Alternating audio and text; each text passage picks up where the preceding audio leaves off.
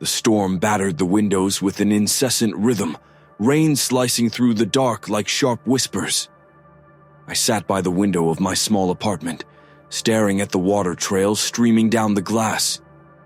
The power had gone out hours ago, leaving me in a haze of candlelight and uneasy silence. Then came the knock, a single deliberate thud that echoed through the narrow hallway. I froze, every hair on my body standing at attention. No one should have been out in this weather. Slowly I made my way to the door, the wooden floor creaking underfoot. I hesitated, heart pounding as I peered through the peephole. The corridor was empty. Opening the door cautiously, I found nothing but a soaked envelope lying on the threshold, its edges frayed and darkened by the storm. The air outside was bitter and cold, the rain falling in sheets, yet the envelope was oddly dry to the touch, as though it had been waiting just for me.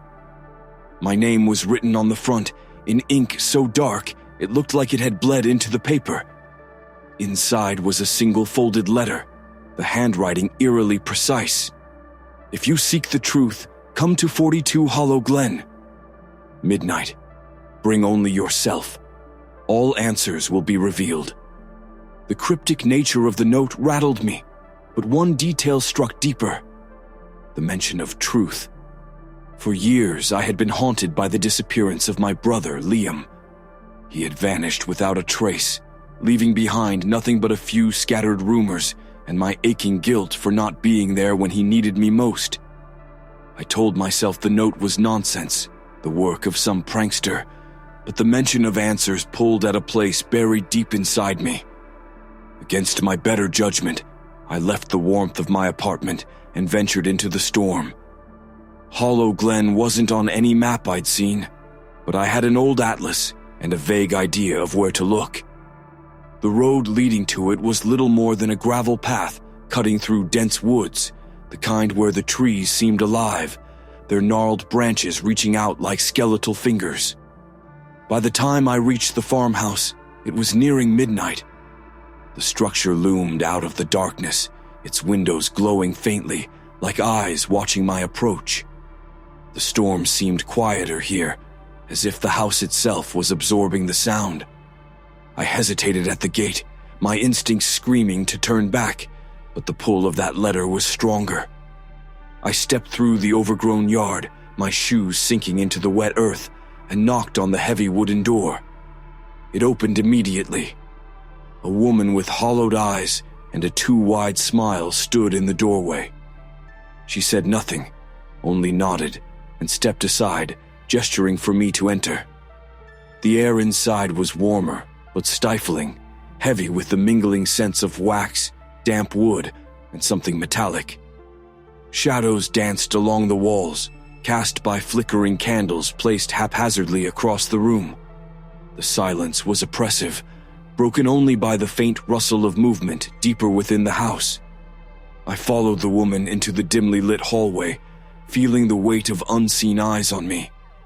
She led me to a large room where a dozen or more people stood in a loose circle, their heads bowed.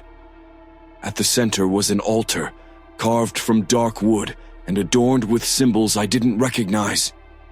A tall man in a robe stepped forward, his face hidden beneath a hood. When he spoke, his voice was low and commanding, filling the room with a palpable sense of dread. "Welcome," he said, extending a hand toward me. "You are here because you seek the truth. Tonight, you will witness what lies beyond the veil." The others raised their heads then, their eyes glassy and vacant. They smiled in unison, their teeth glinting unnaturally in the candlelight. My gut twisted, but my feet remained rooted. Something told me leaving wasn't an option. The room felt alive, pulsating with an energy I couldn't see, but could feel deep in my chest. I stood frozen as the hooded man circled the altar, speaking in a language that was both alien and familiar, his words vibrating through the still air like a low hum. The others began to move, their feet shuffling in unison, forming a tighter circle around the altar. They chanted in voices that wove together like a sinister melody. The hooded man turned his attention to me, his hand gesturing for me to step forward. Every fiber of my being screamed to run, but I found myself obeying, drawn toward the altar as though an invisible force was guiding me. When I reached it, he placed a hand on my shoulder, his grip cold and unyielding. "Do you know why you're here?" he asked, his voice softer now, but no less menacing. I shook my head, my voice caught in my throat. He tilted his head, as if studying me, then gestured toward the altar. I glanced down and saw a photograph lying on the worn wood. It was Liam. The sight of his face, smiling as he had years ago, made my stomach twist. Before I could process what was happening, the man continued. He too sought the truth. He found it. And soon, so will you. The crowd erupted into a louder chant, their voices rising to a fevered pitch. The air grew heavier, and the shadows around the room began to move, not with the flicker of candlelight, but of their own volition. The room darkened as the candles dimmed, and the faint sound of whispers joined the chanting, echoing from places unseen. The hooded man raised his arms, and the chanting stopped abruptly, leaving a deafening silence. He turned to me, his voice now a guttural growl. "The truth demands sacrifice." Before I could react, two figures seized me by the arms, dragging me toward the altar. My heart pounded as they forced me to kneel. The hooded man raised a blade high, its surface glinting faintly in the dim light. This was no search for answers. It was a ritual, and I was the offering. The cold of the blade lingered in the air as it hovered above me, its surface reflecting the dim, flickering candlelight. My breath came in shallow gasps, every instinct screaming to fight back, to flee. But the hands gripping my arms were impossibly strong, their icy touch numbing my skin. The hooded man began to speak again, his voice a guttural chant that vibrated in my chest, his words wrapping around me like chains. The symbols carved into the altar began to glow faintly, their crimson light pulsing in time with his words. The air thickened, heavy with the scent of iron and something far fouler. I felt it then, a presence pressing against the edges of reality, vast and unknowable, as though the world itself was bending under its weight. The shadows on the walls writhed unnaturally, stretching and twisting like living things straining to escape their confines. As the chant reached a fevered pitch, the hooded man lowered the blade, its tip brushing my forehead. A searing pain shot through my skull, and I screamed, the sound swallowed almost immediately by the oppressive silence that followed. The others surrounding the altar dropped to their knees, their heads bowed as if in reverence. The silence was broken by a deep, resonant hum that seemed to come from everywhere and nowhere at once. The floor beneath me vibrated, the symbols glowing brighter until the room was bathed in a sickly red light. I could feel it now, something stirring just beyond the veil of this reality, something ancient and hungry. The blade was suddenly removed, and the hooded man's voice cut through the oppressive hum. "Behold the truth," he intoned, his arms spreading wide. The light from the symbols flared, and the shadows began to coalesce. They flowed like liquid, pooling together at the center of the room before rising into a towering, shapeless mass. It pulsed and shifted, its surface rippling with an unnatural fluidity, as though it was made of pure darkness. Eyes, hundreds of them, blinked open across its form, each one a glowing red orb that seemed to pierce through my very soul. The room filled with a cacophony of whispers, each voice overlapping the next in a maddening symphony of chaos. Words I couldn't understand clawed at my mind, their meaning tantalizingly close but always just out of reach. My vision blurred, my head pounding as though my thoughts were being forcibly unraveled. The hooded man knelt before the entity, his voice trembling with a reverence that bordered on ecstasy. "We offer this vessel," he said, gesturing toward me, so that you may walk among us once more." I struggled against the hands that held me, panic flooding my veins. "No, stop, please." The shadows surged forward, enveloping me in their suffocating embrace. The air was stolen from my lungs, and for a moment I felt nothing but the crushing weight of darkness. Then the voices returned, louder now, screaming directly into my mind. Images flashed before my eyes, visions of a world consumed by the entity, its tendrils spreading like veins through the earth, twisting everything they touched into grotesque parodies of life. But amid the chaos, I saw something else. A faint light, flickering like a distant flame. I reached for it instinctively, my desperation cutting through the storm of voices. The light grew brighter as I focused on it, its warmth pushing back the cold, suffocating dark. The shadows around me recoiled, their screeching voices fading into a distant hum. When I opened my eyes, I was no longer on the altar. The room was in chaos. The hooded man stood frozen, his gaze fixed on the entity as it writhed violently, its form flickering as though struggling to maintain its shape. The others had scattered, their chanting replaced by panicked cries. Taking advantage of the confusion, I scrambled to my feet and ran, my legs weak but fueled by pure adrenaline. I darted through the corridors of the farmhouse, the shadows still flickering and stretching unnaturally around me. Behind me, the entity let out a guttural roar, the sound vibrating through the walls like an earthquake. The front door was just ahead, its heavy wood now splintered and hanging ajar. I didn't hesitate, throwing myself outside into the rain-soaked night. The storm had grown fiercer, the wind howling like a living thing. I stumbled through the overgrown yard, the distant cries of the cult echoing behind me, and plunged into the forest. The forest was a labyrinth of shadows and twisted branches, the rain drumming against the canopy above as I tore through the underbrush.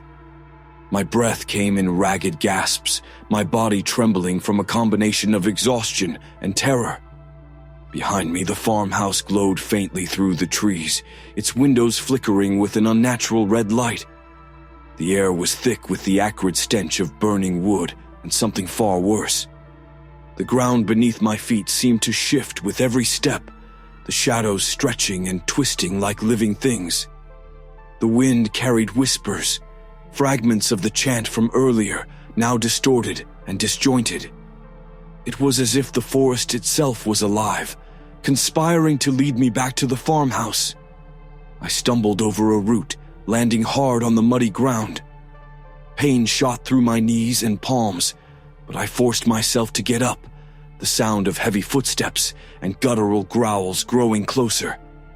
I didn't dare look back. The whispers grew louder, more insistent, and with them came a new sound, a low, rhythmic thrum that seemed to resonate in my chest. I turned sharply, my eyes scanning the darkness for any sign of the pursuers. But there was nothing, just the oppressive silence of the forest and the rain pounding against the leaves. Then I saw it.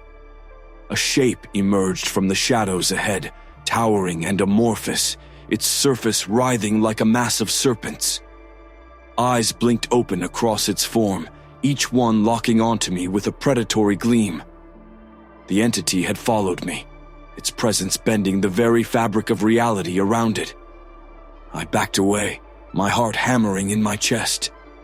The ground beneath me trembled, the trees creaking and groaning as though they were being forced to bow before the creature. My foot caught on a fallen branch, and I fell again, this time too terrified to get up. The entity loomed closer, its tendrils reaching out like fingers, each one tipped with a glowing red eye. The whispers in my mind grew deafening, the words twisting and coiling around my thoughts like a vice. I was paralyzed, my body refusing to obey as the creature closed the distance. But then, from the depths of my mind, that same flicker of light appeared. It was faint, barely visible against the overwhelming darkness. But it was enough. Summoning every ounce of strength I had left, I reached for it, the light growing brighter with every ounce of will I poured into it. The entity recoiled, its form flickering violently as the light consumed the darkness.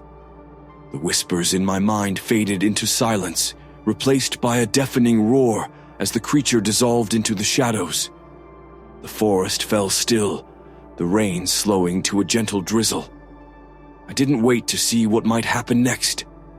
Stumbling to my feet, I ran toward the faint glow of the road ahead, the weight of the ordeal pressing heavy on my chest. I didn't stop until I saw the headlights of a passing car cutting through the rain, its driver skidding to a halt as I waved them down. As I collapsed into the back seat, I glanced back at the forest one last time. The farmhouse was gone, replaced by an empty field shrouded in mist. But I knew this wasn't over. The whispers still lingered, faint but persistent, a reminder that the entity wasn't finished with me yet. The headlights cut through the rain as the car sped toward the nearest town. The driver, a middle-aged man with graying hair, stealing nervous glances at me through the rearview mirror. I must have looked half mad, drenched, shaking, and wide-eyed, clutching my arms as if I could hold myself together. "You all right, kid?" he asked finally, his voice hesitant. I nodded, though it was a lie. My mind raced, replaying the horrors I had witnessed, the hooded man's guttural chant, the towering shadow writhing with eyes, the whispers that slithered through my mind like snakes. No matter how hard I tried, I couldn't silence them. They coiled in the back of my thoughts, faint but relentless, their meaning just out of reach. We reached the town in silence, the glow of streetlights casting long shadows on the wet pavement. The driver dropped me at the police station, his expression wary. He didn't ask any more questions, and I didn't offer any explanations. Inside, the fluorescent lights were harsh, their artificial brightness doing little to banish the darkness clinging to me. A young officer took my statement, his brow furrowing deeper with each word I spoke. He asked me to repeat myself several times, as if he couldn't believe what he was hearing. Neither could I. "A cult in Hollow Glen?" he asked, scribbling furiously in his notebook. "You're sure about this?" "Yes," I whispered. My voice cracked, raw from the hours of running and screaming. They called it the truth. They were trying to summon something. I saw it. It wasn't human. The officer exchanged a glance with his superior, who leaned against the desk with a skeptical frown. "We'll send someone to investigate," the older man said, his tone dismissive. "But you need rest. We'll take you to the hospital." "No," I snapped, panic flaring in my chest. "You don't understand. It's not gone. It's—" The lights flickered. For a moment, the room was plunged into darkness. My breath caught, and I gripped the edge of the desk, my heart pounding in my ears. When the lights returned, the officers exchanged uneasy glances, but neither seemed to share the terror clawing at me. "You're safe here," the younger officer said, his voice softer now. "We'll take care of it." Safe. The word was hollow. I nodded, but inside I knew better. The whispers in my mind had grown louder, more insistent, their words beginning to take shape. They spoke of hunger, of endless reach, of something that could not be stopped. Hours later, I was given a blanket and a cot in the corner of the station. The officers left me alone, their footsteps fading into the distance. I tried to sleep, but every time I closed my eyes, the memories returned, the crimson light, the chanting, the shapeless mass of shadow. Worse, I could feel its presence, faint but persistent, like a cold breath on the back of my neck. Around 3 a.m., I woke to the sound of rustling. My eyes snapped open, and for a moment, I thought I was still dreaming. The room was empty, the only light coming from the flickering bulb above the desk. But then I saw them. Symbols, dozens of them, carved into the walls, the floor, even the ceiling. They glowed faintly, their lines etched with a precision that defied human hands.